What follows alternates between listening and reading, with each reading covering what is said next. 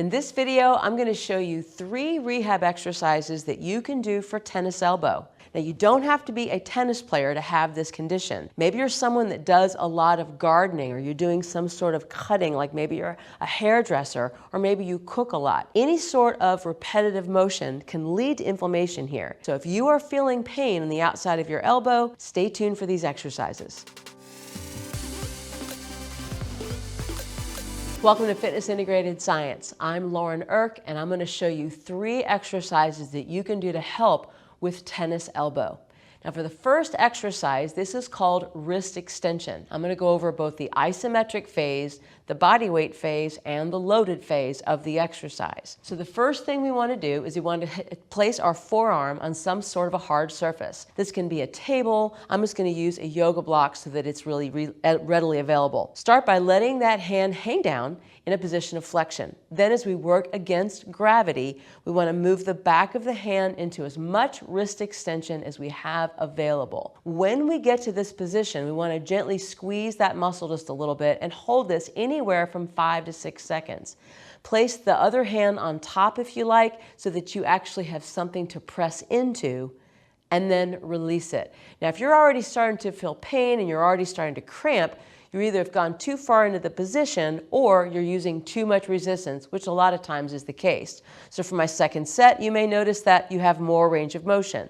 Now, this hand that's on top is just serving as a wall. I'm not pushing down into my hand, and then slowly releasing that all the way back down. We want to do this anywhere from 6 to 10 times with about a 5-second rest in between, each time working on creating better muscle contractions. You can do isometrics for several weeks, in fact, until you start to notice your inflammation reduce. Over time, as the isometrics start to really play a good effect in your body, we can now move into body weight training, which is just moving in and out of that position, trying to work against gravity to achieve the most wrist extension possible. And I want you to be very mindful of the fact that you are engaging these muscles, which actually run down the back of the forearm and attach into that lateral epicondyle at the elbow. Now, once we have gotten to the point where that is easy, we are ready to add load. So I want you to pick a dumbbell that's appropriate. This is more than likely too heavy. I would say a 1 to 3 pound dumbbell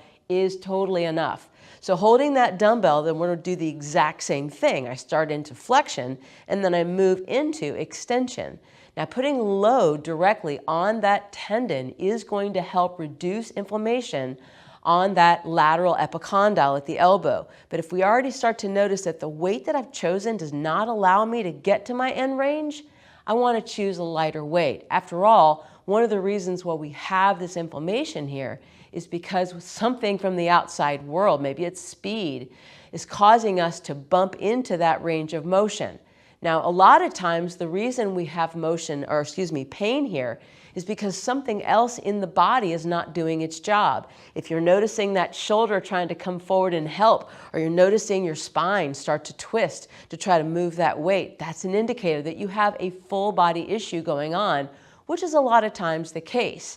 On my platform, Fitness Integrated Science TV, I actually take you through entire workouts moving from these areas, ending up into the elbow, so that you can actually not only correct this problem, but prevent them from ever reoccurring once they've cleared up. Now, for my second exercise, I want to move into muscles that now cross the elbow and not just muscles that cross the wrist. So this is going to be supination.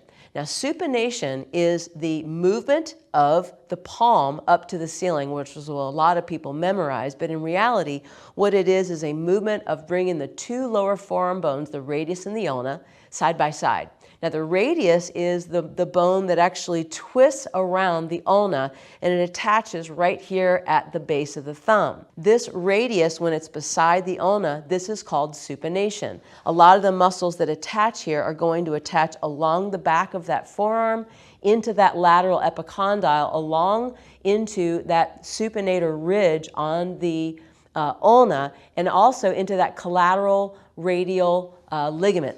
So This is a very important exercise to train if you're doing a lot of racket sports. Let's say that I only have this much supination available, which I've seen a lot of times.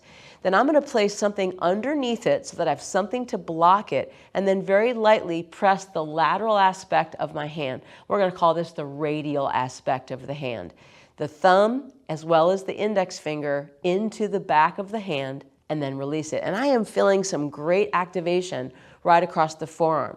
Again, if you're feeling pain, if you're feeling cramping, it is too much resistance. Just holding that there and release. Now, over time, you may notice that your supination becomes more and more towards level to the ground, in which case I may be able to push directly into my object. But I want to notice if I'm twisting my shoulder or moving into side bend in order to make that happen. More than likely, you're going to need to put something there, whether that's a cloth or your hand itself, so that you have something to move against. Now, over time, I would definitely recommend when you're just watching television or whatever, practice keeping the shoulder and the rest of the body still, and practice moving into supination, really feeling that muscle contraction. Now, when you are ready to start adding resistance, I recommend trying to start with a resistance band.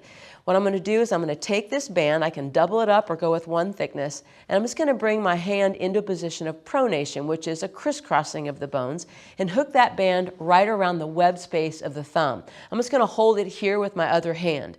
Starting off in this position, making sure that everything else remains very still, I'm now going to pull the thumb side of my wrist up into that band and move into supination. And let's say that I get to here and I don't have any more resistance left or ability to contract. Then I'm going to actually lengthen that band a little bit so that I can actually come into full supination. Make sure you're experiencing that with a little pause and then mindfully returning that back to the center. Just like before, I want to do anywhere from 2 to 3 sets, 8 to 15 repetitions, making sure that at the end of that range, I'm actually feeling somewhat fatigued after that exercise. Now, you can manipulate this by doubling up your thickness on the band, as well as moving how the band is attached. So you can see that if I bring my band attachment up here, I am now maintaining a little bit of distance between my hand and the band itself, which is going to make that exercise a little bit stronger. Now, those two exercises may take care of the problem. Do those for a while and see if things actually improved. Over time, we definitely want to move further into the body. So for me, the next entryway and my third exercise is going to be external rotation of the shoulder. This is a motion of the upper arm bone called the humerus. So what I'm going to do to start is I'm going to move to a wall just because it's easier to see, but you could certainly do this on the ground. So if you bring your elbow to 90 degrees, then abduct through the forearm to a comfortable level, let's just say 30 degrees or so. From here, I move into external rotation. And let's just say that I am at a distance between the floor or the wall. I'm now going to place a pillow or a block or something like that just to fill in that space so that my hand can actually have something to push against.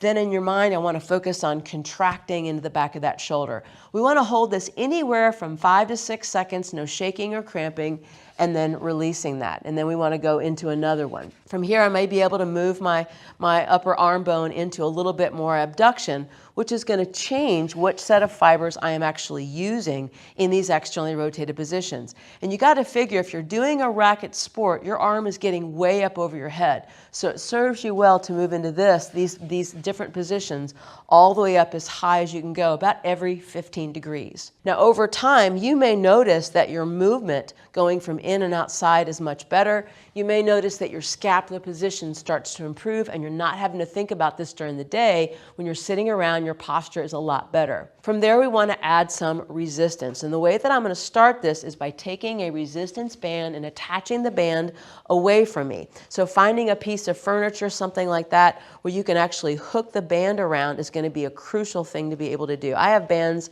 all over my workout space because I try to create some of these exercises. So as I bring the band across, I'm just going to switch arms for the sake of this exercise. I'm going to hold on to this band, starting in internal rotation.